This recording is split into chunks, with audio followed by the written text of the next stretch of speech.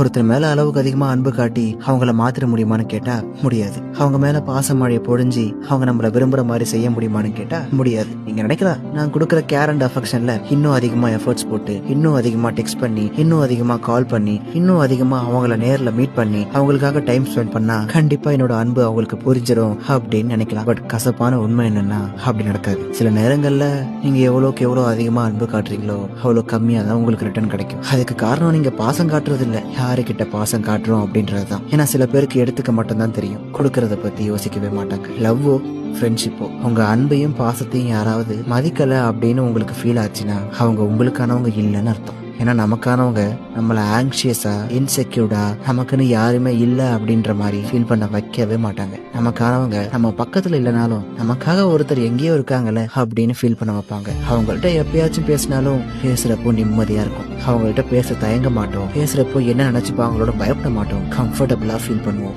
So இதுல எதையுமே உங்களை ஒருத்தர் ஃபீல் பண்ண வைக்கலன்னா அவங்களுக்காக உங்க எஃபர்ட்ஸை வீணடிச்சு உங்களை நீங்களே ஹர்ட் பண்ணிக்காதீங்க. புரியுதா?